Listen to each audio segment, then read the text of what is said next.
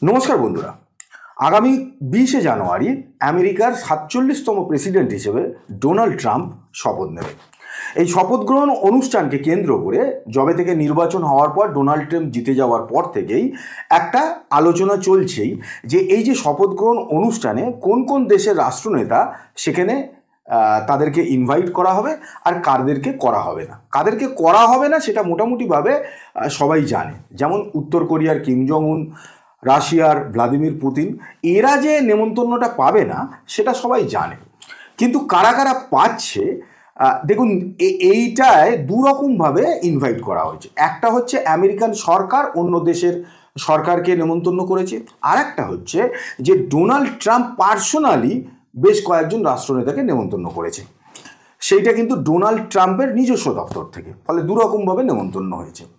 এইবারে আমরা দেখে নিই প্রথমে যে কারা কারা এই নেমন্তন্নটা পেয়েছে। এই যে লিস্ট আপনারা দেখছেন সেখানে হাঙ্গেরি, ইতালি, আর্জেন্টিনা, ব্রাজিল, এদের সবারই রাষ্ট্রপ্রধানরা কিন্তু আছে। অদ্ভুতভাবে যে ডোনাল্ড ট্রাম্প সবসময় চীনের বিরোধিতা করে এসছে, তিনি কিন্তু চীনের প্রেসিডেন্ট শি জিনপিংকেও নেমন্তন্ন করেছেন। কিন্তু সবচেয়ে বড় অদ্ভুত এই লিস্টে যে যার সঙ্গে মানে ডোনাল্ড ট্রাম্পের সঙ্গে নরেন্দ্র মোদীর যে বন্ধুত্বের চর্চা বারে বারেই উঠে এসেছে, সেইখানে এই লিস্টে নরেন্দ্র মোদীর নাম কিন্তু নেই। যদিও আমেরিকান সরকার ভারত সরকারকে ইনভাইট করেছে এবং ভারত ডিসিশন নিয়েছে এবং সেটা জানিয়েও দিয়েছে যে ভারতের তরফ থেকে বিদেশমন্ত্রী এস জয়শঙ্কর এই অনুষ্ঠানে যাবেন। কারণ যেহেতু পার্সোনালভাবে নরেন্দ্র মোদীকে করা হয়নি, সেখানে নরেন্দ্র মোদীর যাওয়াটা অসম্মানের হবে।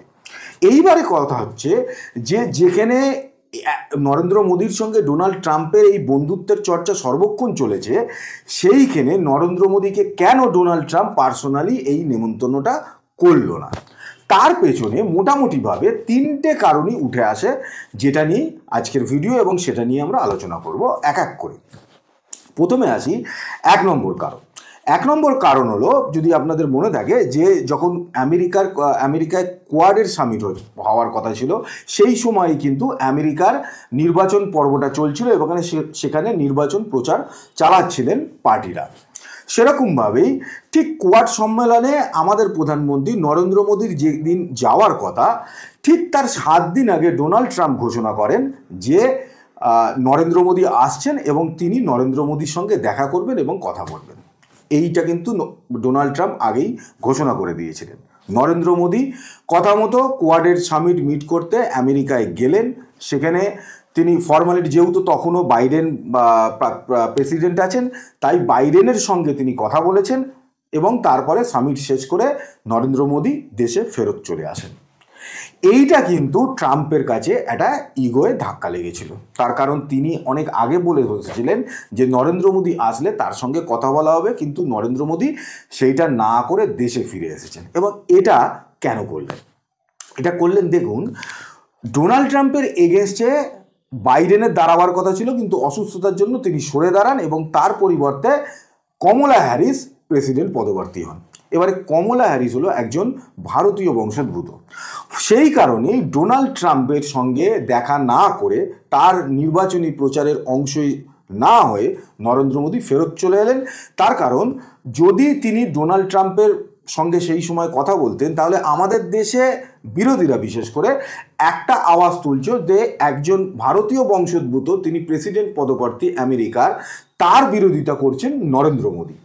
এই যে কন্ট্রোভার্সিটা হতো, সেটাকে যাতে না হয়, সেটাকে আড়াল করার জন্যই, সেটার মধ্যে পা না দেওয়ার জন্যই কিন্তু নরেন্দ্র মোদী ডোনাল্ড ট্রাম্পের সঙ্গে দেখা না করে তিনি ফেরত চলে এলেন। এটা কিন্তু 1 নম্বর কারণ। এবারে আসি যে 2 নম্বর কারণ হচ্ছে এলন মাস্ক। যদিও প্রেসিডেন্ট হচ্ছেন ডোনাল্ড ট্রাম্প, কিন্তু ওভারঅল এলন মাস্কই কিন্তু সব কিছু ঠিক করে দিচ্ছেন। কারণ এলন মাস্কের সঙ্গে ডোনাল্ড ট্রাম্পের সম্পর্কের কথাও আমরা জানি।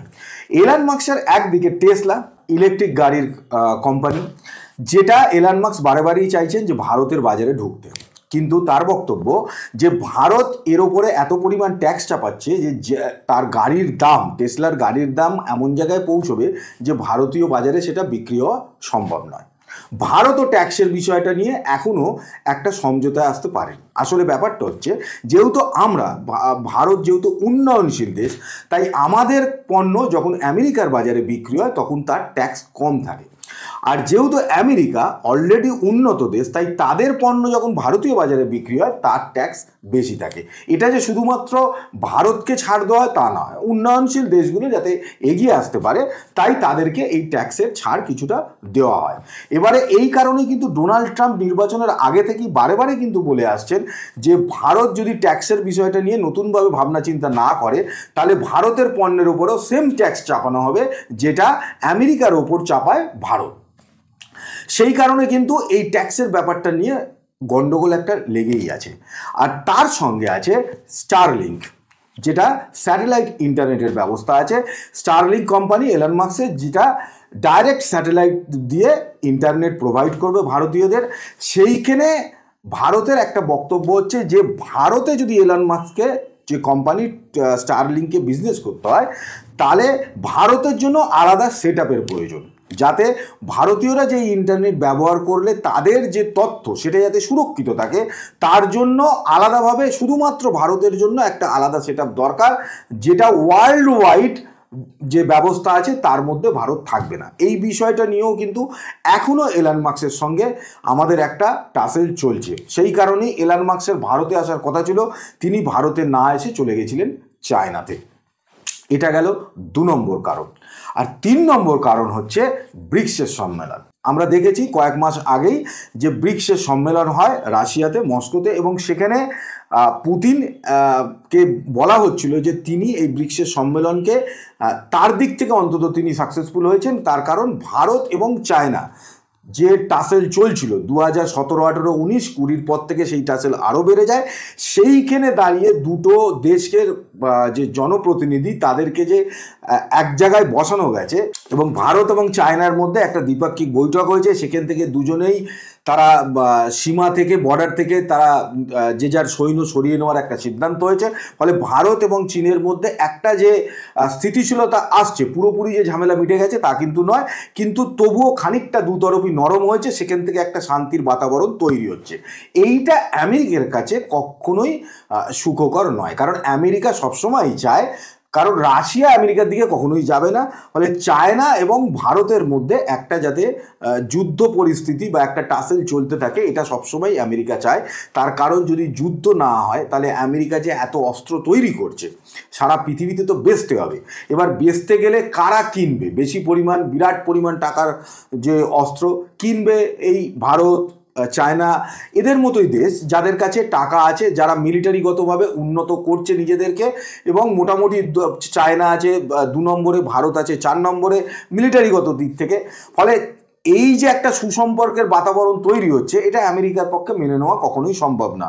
সেই কারণে যে ডোনাল্ড ট্রাম্প সবসময় শি জিনপিংয়ের বিরোধিতা করে এসছে, তিনি শি জিনপিংকে নেমন্তন্ন করলেন কিন্তু নরেন্দ্র মোদীকে করলেন না। যদিও এটা শোনা যাচ্ছে যে শি জিনপিংও তিনি সরাসরি সেখানে উপস্থিত থাকবেন না, চায়নারও তরফ থেকে কোনো একজনকে পাঠানো হবে, যেরকমভাবে আমরা বিদেশমন্ত্রী জয়শঙ্করকে পাঠাচ্ছি।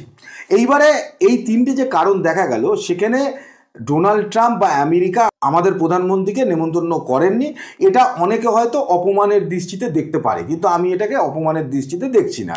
তার কারণ ভারতীয় সরকার তারা ভারতের স্বার্থ যেদিকে রক্ষা হবে সেই মতোই ডিসিশন নেবে। তাতে যদি কারোর খারাপ লেগে থাকে লাগুক, তাতে অসুবিধার কিছু নেই।